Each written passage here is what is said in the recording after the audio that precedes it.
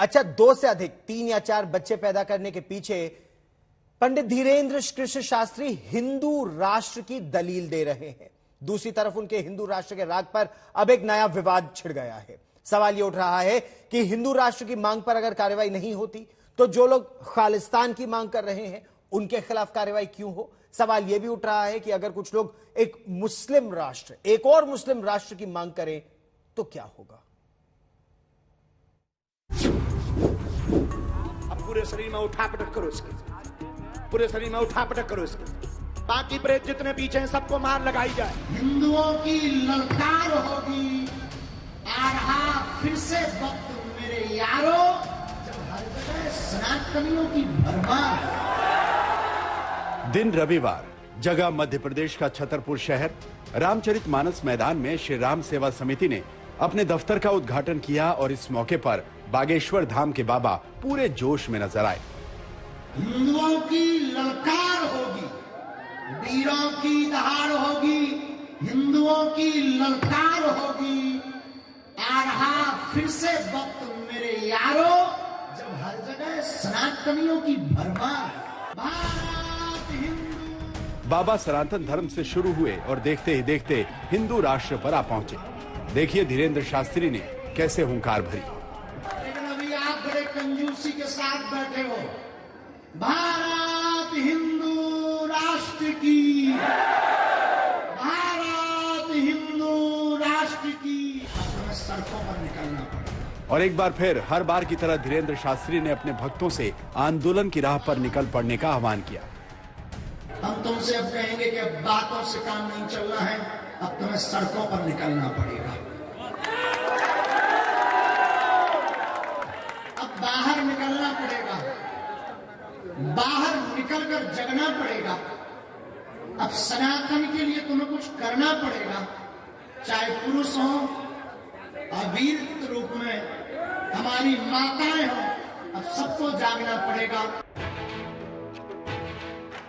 जब से पर्ची वाले बाबा के चमत्कारों को चुनौती दी गई, तभी से बाबा ने ट्रैक बदला है और अब सनातन के साथ साथ हिंदू राष्ट्र की धुन छेड़ रहे हैं। कुछ दिन पहले इसके लिए एक नारा भी गढ़ लिया, लेकिन विडंबना देखिए कि उन्होंने धर्मनिरपेक्षता के उसूलों पर आजादी की लड़ाई लड़ने वाले सुभाष चंद्र बोस का नाम लिया और उनके ही नारे के तर्ज पर हिंदू राष्ट्र का नारा दे दिया। सुभाष चंद्र बोस जी के जन्मोत्सव का उनका एक नारा था, तुम मुझे खून दो मैं तुम्हें, लेकिन हमने आज एक नया नारा बनाया है भारत के इतिहास में, तुम मेरा साथ दो हम हिंदू राष्ट्र बनाएंगे। अब तुम्हें सड़कों पर निकलना है। उनकी इस हुंकार को सियासतदानों का साथ भी मिल रहा है। वहीं जैसे जैसे मध्य प्रदेश का चुनाव करीब आ रहा है, वो हिंदू राष्ट्र को लेकर आक्रामक हो रहे हैं। अब चूड़ियां पहनकर घर में मत बैठो, ये केवल बागेश्वर धाम पर उंगली उठाने की बात नहीं, प्रत्येक सनातनी पर उंगली उठाई है, अब बाहर निकल करके बताना ही पड़ेगा। इन सब के बीच हिंदू राष्ट्र की मांग को लेकर नया विवाद खड़ा हो गया है। मुस्लिम धर्मगुरु तौकीर रजा ने सवाल उठाया कि अगर खालिस्तान की मांग गलत है तो हिंदू राष्ट्र की मांग सही कैसे। वो लोग जो हिंदू राष्ट्र की मांग करते हैं, अगर हिंदू राष्ट्र की मांग करना दुरुस्त है, सरकार हिंदू राष्ट्र वालों पर कोई मुकदमा कायम नहीं करती है, उन पर गिरफ्तारी नहीं करती है, तो फिर जो खालिस्तान की मांग करते हैं उनकी मांग भी जायज है, उनकी मांग की भी हिमायत की जाएगी। अगर आप हिंदू राष्ट्र की मांग करोगे तो उनकी जायज मांग को उनके खिलाफ क्यों मुकदमे किए जाते हैं। मैंने हमेशा ये बात कही है। इसके साथ ही तौकीर रजा ने अंदेशा जताया कि कहीं मुस्लिम युवा फिर से अलग देश की मांग न कर बैठे।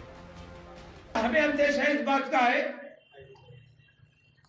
कि कल ऐसा ना हो कि ये हिंदू राष्ट्र वाले इतनी नफरतें बढ़ा दे, इतनी परेशानियां बढ़ा दे, अफरा तफरी का माहौल बने और हमारे नौजवान कल खड़े हो जाए और जो वो ऐलान करें कि हमें मुस्लिम राष्ट्र चाहिए। हम अपने मुल्क का एक और बंटवारा किसी कीमत पर नहीं होने देना चाहते। तकरीबन 10 लाख। इस बयान के साथ ही तौकीर रजा ने ऐलान किया कि वो 15 मार्च को बरेली से तिरंगा यात्रा निकालकर केंद्र सरकार के खिलाफ मुहिम शुरू करेंगे। वहीं उनके बयानों पर धर्म की सियासत तेज हो रही है। आगे रजा को पता होना चाहिए 1947 में देश का विभाजन हुआ तो मुस्लिम राष्ट्र के नाम पर हुआ था। अली मोहम्मद जिन्ना मुस्लिम राष्ट्र ले चुका है, अब जो रह गया वो केवल और केवल हिंदू राष्ट्र है। इस तरह 2024 से पहले हिंदू राष्ट्र की जो मांग धर्म गुरुओं की ओर से उठाई जा रही है, उसमें रैलियां और यात्राओं का सिलसिला भी जुड़ गया है। आम चुनाव तक इसके अभी और जोर पकड़ने के आसार हैं। छतरपुर से लोकेश चौरसिया के साथ आज तक ब्यूरो।